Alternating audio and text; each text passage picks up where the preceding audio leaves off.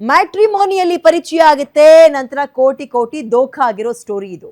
ನಾನು ದೊಡ್ಡ ಉದ್ಯಮಿ, ಮದುವೆ ಆಗ್ತೀನಿ ಅಂತ ಕೋಟಿ ಕೋಟಿ ನುಂಗಿದ ಭೂಪನ ಸ್ಟೋರಿ ಇದು. ಹೆಂಡತಿಯನ್ನೇ ಅಕ್ಕ ಅಂತ ಪರಿಚಯಿಸಿ ಯುವತಿಗೆ ನಾಮ ಹಾಕಿದ್ದಾರೆ, ಗಾಳ ಹಾಕಿದ್ದಾರೆ.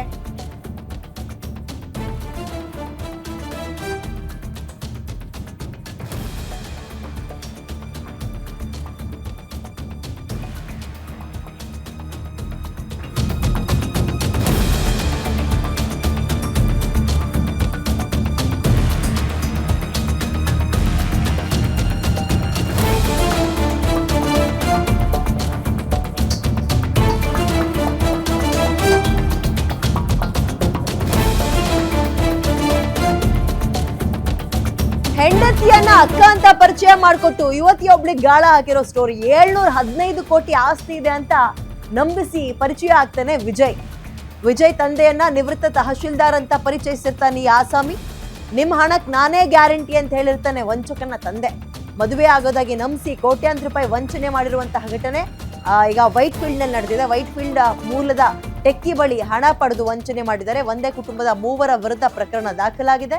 ವಿಜಯ್ ರಾಜ್ ಗೌಡ, ಬೋರೇಗೌಡ, ಸೌಮ್ಯ ಅನ್ನೋರ ವಿರುದ್ಧ ಕೇಸ್ ದಾಖಲಾಗಿದೆ. ಮ್ಯಾಟ್ರಿಮೋನಿಯಲ್ಲಿ ಪರಿಚಯ ಆಗಿರ್ತಾರೆ ಯುವಕ ಯುವತಿ. ಮದುವೆಯಾಗಿ ಮಗು ಇದ್ರೂ ಕೂಡ ಯುವಕ ಎಲ್ಲ ಆಗ್ತಾನೆ ಅವನು ಮದುವೆ ಆದ್ಮೇಲೆ. ಆಕೆಗಿನ್ನೂ ಮದುವೆ ಆಗಿಲ್ಲ ಯುವತಿ. ಇವನಿಗೆ ಮದುವೆ ಆಗಿ ಮಗು ಕೂಡ ಇದೆ. ಆದ್ರೂ ಯುವತಿ ಜೊತೆಗೆ ಮದುವೆಯ ಆಮಿಷ ಒಡ್ಡಿದ್ದಾನೆ. ವೈಟ್ ಫೀಲ್ಡ್ ಠಾಣೆಗೆ ದೂರು ಕೊಟ್ಟಿದ್ದಾರೆ ಈಗ ಸಾಫ್ಟ್ವೇರ್ ಇಂಜಿನಿಯರ್. ವೈಟ್ ಫೀಲ್ಡ್ ನಿಂದ ಕೆಂಗೇರಿ ಪೊಲೀಸ್ ಠಾಣೆಗೆ ಕೇಸ್ ಕೂಡ ವರ್ಗಾವಣೆ ಆಗಿದೆ. ಯಪ್ಪ, ಫ್ಯಾಮಿಲಿಗಳ ಬ್ಯಾಕ್ ಗ್ರೌಂಡ್ ನೋಡಿ ಮದುವೆ ಮಾಡ್ಬೇಕು, ಹೆಣ್ ಕೊಡ್ಬೇಕು, ಹೆಣ್ ತರಬೇಕು ಅಂತಾರೆ. ಫ್ಯಾಮಿಲಿಗಳೇ ಮೋಸ ಮಾಡಕ್ ನಿಂತ್ಕೊಂಡಾಗ ಕತೆ ಹೆಂಗೆ ಹೇಳಿ? ಅಂಡ್ ಸ್ವಂತ ತಾಳಿ ಕಟ್ಟಿಸ್ಕೊಂಡು ಹೆಂಡತಿ ಆದವಳು, ಸಂಸಾರ ಮಾಡಿ ಒಂದು ಮಗುವನ್ನ ಹೊತ್ತಿರೋಳು, ತಾನು ಆ ಹುಡುಗನ ಅಕ್ಕ ಅಂತ ಹೇಳ್ತಾಳಂತೆ. ಬಿಕಾಸ್ ಆಫ್ ಹಣ, ಬರೀ ಹಣಕ್ಕೋಸ್ಕರ. ಗಂಡನನ್ನೇ ತಮ್ಮ ಅಥವಾ ನಾನು ಅವನ ಅಕ್ಕ ಅಂತ ಹೇಳಕ್ ಹೆಂಡತಿ ರೆಡಿ ಇದ್ದಾಳೆ. ಇವನು ಸಂಸಾರ ಮಾಡಿರೋ ಹೆಂಡತಿಯನ್ನ ಅಕ್ಕ ಅಂತ ಹೇಳಕ್ ರೆಡಿ ಇದ್ದಾನೆ. ಅಂಡ್ ಇವ್ರ ತಂದೆ ಇವ್ರಗಳ ನಾಟಕಕ್ಕೆ ಹೌದಪ್ಪ ಇದೆಲ್ಲವೂ ನಿಜ ಅಂತ ತೇಪೆ ಹಚ್ಚಕ್ ರೆಡಿ ಇದ್ದಾನೆ ಅಂದಾಗ ಯಾರನ್ನ ನಂಬೋದು, ಯಾರನ್ನ ಬಿಡೋದು? ಮ್ಯಾಟ್ರಿಮೋನಿಯಲ್ಲಿ ನೋಡಿ ಬಣ್ಣ ಬಣ್ಣದ ಮಾತುಗಳನ್ನಾಡಿ ಬರೀ ಸುಳ್ಳು, ಹಸಿ ಸುಳ್ಳು. ಇದನ್ನ ಹಗಲು ದರೋಡೆ ಅಂತಾರೆ, ಇನ್ನೇನು ಅಲ್ಲ.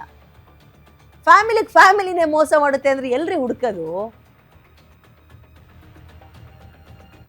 ಆ್ಯಕ್ಚುಲಿ ನನಗೆ ಒಕ್ಕಲಿಗ ಮ್ಯಾಟ್ರಿಮೋನಿಯಲ್ಲಿ ನನ್ನ ಹುಡುಗನ ಹುಡುಕ್ತಾ ಇದ್ರು. ಸೊ ಅವನು ಒಕ್ಕಲಿಗ ಮ್ಯಾಟ್ರಿಮೋನಿಯಲ್ಲಿ ನನ್ನ ಪ್ರೊಫೈಲ್ನ ನೋಡಿ ನಂಗೆ ಡೈರೆಕ್ಟಾಗಿ ಕಾಲ್ ಮಾಡಿ ಕಾಂಟ್ಯಾಕ್ಟ್ ಮಾಡಿದ್ರು. ಸೊ ಫಸ್ಟ್ ಸ್ಟಾರ್ಟಿಂಗ್ ಹೇಳಿದಾಗ ಅವನೊಬ್ಬ ದೊಡ್ಡ ಬಿಸ್ನೆಸ್ ಮ್ಯಾನ್ ಅಂತ ಹೇಳ್ತಾನೆ. ದೊಡ್ಡ ಬಿಸ್ನೆಸ್ ಮ್ಯಾನ್ ಅಂತ ಹೇಳಿ ಅವರಪ್ಪ ರಿಟೈರ್ಡ್ ತಹಸೀಲ್ದಾರ್, ಒಬ್ಬಳು ಅಕ್ಕ ಇದ್ದಾಳೆ. ಸೊ ಅವಳು MD ಮಾಡಿ ಜರ್ಮನಿಯಲ್ಲಿ ಸೆಟಲ್ ಆಗಿದ್ದಾಳೆ. ಫ್ಯಾಮಿಲಿ ವೆಲ್ ಸೆಟಲ್ಡ್ ಅಂತ ಇಂಟ್ರೊಡ್ಯೂಸ್ ಮಾಡ್ತಾನೆ. ಆ್ಯಂಡ್ ಅದನ್ನು ಸಪೋರ್ಟಿಂಗ್ ಅಂತ ತೋರ್ಸೋಕ್ಕೆ ಒಂದು ಇಡೀ ಡಾಕ್ಯುಮೆಂಟ್ ಕೂಡ ಕಳಿಸ್ತಾನೆ. ಅಂದರೆ 2019 ಒಂದು ಕೇಸ್ ಆಗಿತ್ತು. ಸೊ ಇದನ್ನ ನೋಡಿ ಇದರಲ್ಲಿ ನಿಮಗೆ ಎಲ್ಲ ಡೀಟೇಲ್ಸ್ ಸಿಗತ್ತೆ ಅಂತ ಸಪೋರ್ಟಿಂಗ್ ಆಗಿ ಕಳಿಸ್ತಾನೆ. ಸೊ ಆವಾಗ ನನಗೆ ಪ್ರೊಫೈಲು ತುಂಬ ರಿಚ್ ಅಂತ ತೋರಿಸಿರೋದ್ರಿಂದ ನಾನು ರಿಜೆಕ್ಟ್ ಮಾಡ್ತೀನಿ first time. He was like, ಫಸ್ಟೇ ಏನಕ್ಕೆ ರಿಜೆಕ್ಟ್ ಮಾಡ್ತೀರಾ, ಸೊ ಸ್ವಲ್ಪ ತಿಳ್ಕೊಳ್ಳಿ ನನ್ನ ಬಗ್ಗೆ ಅಂತ ಹೇಳಿ ಕಾನ್ವರ್ಸೇಷನ್ ಸ್ಟಾರ್ಟ್ ಮಾಡ್ತಾನೆ. ಆಮೇಲೆ ಇದ್ದಕ್ಕಿದ್ದಂಗೆ ಮತ್ತೆ ಏನೋ ಕೇಸ್ ಆಗಿದೆ. ಸೊ ಅಕೌಂಟ್ ಎಲ್ಲ ಫ್ರೀಸ್ ಆಗಿದೆ. ನನ್ನ ಹತ್ರ ಊಟಕ್ಕೂ ದುಡ್ಡಿಲ್ಲ ಅಂತ ಹೇಳಿಬಿಟ್ಟು ಸ್ಟಾರ್ಟಿಂಗು ನನ್ನ ಹತ್ರ ಥೌಸಂಡ್ಸಲ್ಲಿ ದುಡ್ಡು ಕೇಳೋಕ್ಕೆ ಸ್ಟಾರ್ಟ್ ಮಾಡಿದೆ. ನಂತರ ಎಷ್ಟು ತೊಗೊಂಡಿದ್ದಾನೆ ಸ್ಟೋರಿಗೆ? ಇಲ್ಲಿವರೆಗೂ ನನ್ನ ಹತ್ರ ಮತ್ತು ನನ್ನ ಫ್ರೆಂಡ್ಸ್ ಹತ್ರ ಅರೌಂಡ್ 1.75 crores ತೊಗೊಂಡಿದ್ದಾನೆ. ಬಟ್ ಏನು ಮಾಡಿದ್ದಾನೆ ಅಂದರೆ ನಮ್ಮದೇ ದುಡ್ಡನ್ನ ಲೈಕ್ ಇವತ್ತು ಕೊಟ್ಟಿರೋ ದುಡ್ಡನ್ನ ವಾಪಸ್ ಹಾಕಿ ಮತ್ತೆ ನಾಳೆ ಕೊಡು ಅಂತ ಕೇಳಿ ಅದೇ ಟ್ರಾನ್ಸಾಕ್ಷನ್ ಆಗಿರೋ ಥರ ತೋರಿಸಿ ಅರೌಂಡ್ 21.5 ವಾಪಸ್ ಹಾಕಿರೋ ಥರ ತೋರಿಸಿದ್ದಾನೆ. ಸೊ ಇನ್ನು ಅರೌಂಡ್ 1.53 crore ವಾಪಸ್. ಅವ್ರ ಫ್ಯಾಮಿಲಿ ಪರಿಚಯ ಮಾಡಿಸಿದ್ರ? ಹಾಂ, ಮಾಡಿಸಿದ್ದೆ. ಎಲ್ಲರನ್ನೂ ಪರಿಚಯ ಅಂದರೆ ಅವರ ವೈಫ್ನು ಕೂಡ ತನ್ನ ಅಕ್ಕ ಅಂತ ಹೇಳ್ಕೊಂಡು? ಹಾಂ ಸರ್, ಅವ್ನು ಫಸ್ಟ್ ಸ್ಟಾರ್ಟಿಂಗ್ ಏನು ಪ್ರೊಫೈಲ್ ಕಳಿಸಿದ್ದ ವಾಟ್ಸಪ್ಪಲ್ಲಿ, ಸೊ ಆ ಲಾಸ್ಟ್ ತನಕನೂ ಅದನ್ನೇ ಮೇಂಟೈನ್ ಮಾಡಿದ್ದಾನೆ. ಅದೇ ಲೈಕ್ ಅಕ್ಕ ಇದ್ದಾನೆ ಅಂತ, ಅವ್ರ ಅಪ್ಪಂಗೆ ಕ್ಯಾನ್ಸರ್ ಇದೆ ಅಂತ ಹೇಳಿದ್ದ. ಸೊ ಅವ್ರ ಅಪ್ಪಂಗೆ ಕ್ಯಾನ್ಸರ್ ಆಗಿದೆ, ನಂದು ಅಕೌಂಟ್ಸ್ ಎಲ್ಲ ಫ್ರೀಸ್ ಆಗಿದೆ ಅಂತಲೂ ದುಡಿಸ್ಕೊಂಡಿದ್ದೆ. ಮೋರ್ ಡೀಟೇಲ್ಸ್ ನನ್ನ ಕಡೆಗೆ ಅಜಯ್ ನೀಡ್ತಾರೆ. ಅಜಯ್, ಈ ಮ್ಯಾಟ್ರಿಮೋನಿಗಳಲ್ಲಿ ನೋಡಿ ಮದುವೆ ಆಗಿ ಅಥವಾ ಮದುವೆಯ ದೋಖಗಳಾಗಿರುವ ಸುದ್ದಿಗಳನ್ನು ಕೇಳಿದ್ದೀವಿ. ಬಟ್ ಈ ಸ್ಟೋರಿಯಲ್ಲಿ ಈತ ಒಬ್ಬನೇ ವಂಚನೆ ಮಾಡಿರೋದಾ ಅಥವಾ ಈ ಮೋಸದಲ್ಲಿ ಇವನ ಹೆಂಡತಿ ಇವರ ತಂದೆಯೂ ಕೂಡ ಸೇರ್ಕೊಂಡಿದ್ದಾರಾ? ಖಂಡಿತವಾಗ್ಲೂ ವಿದ್ಯೆ ಏನಂದ್ರೆ ಈಗಾಗಲೇ ಈ ಒಂದು ಪ್ರಕರಣದಲ್ಲಿ ಸಂತ್ರಸ್ತ ಯುವತಿ ಏನಿದ್ದಾಳೆ 3 ಜನದ ಮೇಲೂ ಕೂಡ ಕಂಪ್ಲೇಂಟ್ ಅನ್ನ ಕೊಟ್ಟಿದ್ದಾರೆ.